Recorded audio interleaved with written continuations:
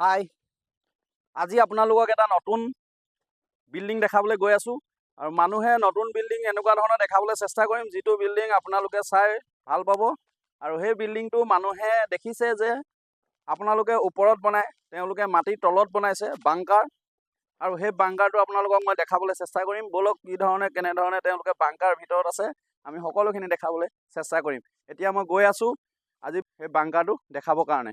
আহক আমি মানুহে RCC ঘৰ বনায়, কিন্তু তেওঁলোকে RCC ঘৰ বনোৱাৰ পিছতো কিন্তু মাটিৰ তলত তেওঁলোকে থাকিবলৈ চেষ্টা কৰিছে। আহক আমি সেই বিল্ডিংটো চাবলৈ যাওঁ। এয়া মোৰ লগত আৰু আহিছে বিল্ডিং চাবলৈ। এটা বিল্ডিংটো চাবলৈ যোৱা নি? বিল্ডিং চাবলৈ যাওঁ। মাটিৰ তলত কেনেকেনো বনাইছে বিল্ডিং। তুমিও বনাবা নি বিল্ডিং? চাই লওঁ, চেষ্টা কৰিব পাৰো। এয়া আমাৰ গৃহমন্ত্ৰী।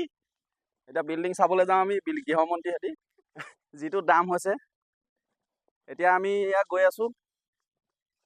তেওঁ গামোচা চামোচা নল'লে, গামোচাখন মুখে দিলে আৰু লগতে বেলেগৰ বিল্ডিং এটা চাবলৈ গৈছোঁ। তাতে জলপানটো খাম, কাৰণ জোহৰৰ জলপানটো ৰেহাই কৰিছোঁ।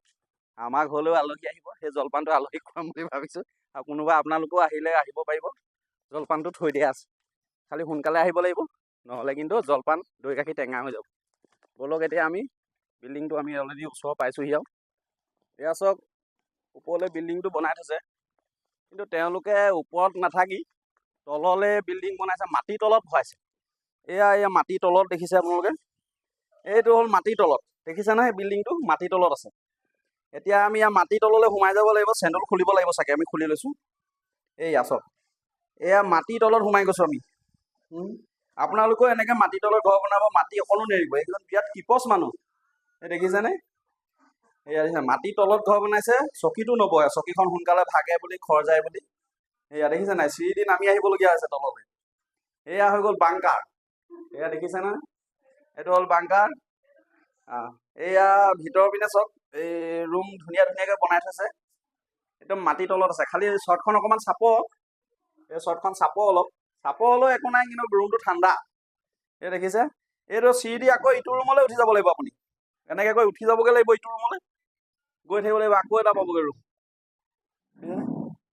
এয়া হৈছে বুদ্ধিয়ক মানুহ,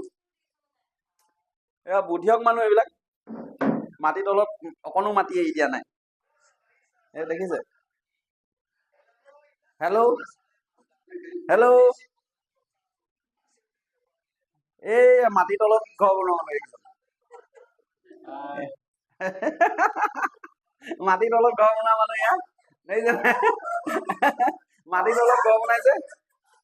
উঠোতে কিন্তু বুঢ়া কালত নোৱাৰে আকৌ এইটো উঠিব, দেখিছে নাই কিমান কেইটা চিৰি গৈছে, ইমান তললৈকে আহিবলগীয়া আছে।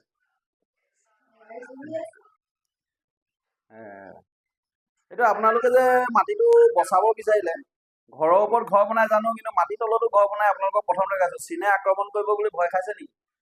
নহয়, আচলতে চৰকাৰে বাধ্য কৰাইছে। যিহে মাটিৰ দাম, কিবা মাটি আছিল নাম কি আছিল এইটো, বসুন্ধৰা বুলি কৈ আমাৰ একেবাৰে মানে বসুন্ধৰা নামত উলিয়াই দিয়া নাই।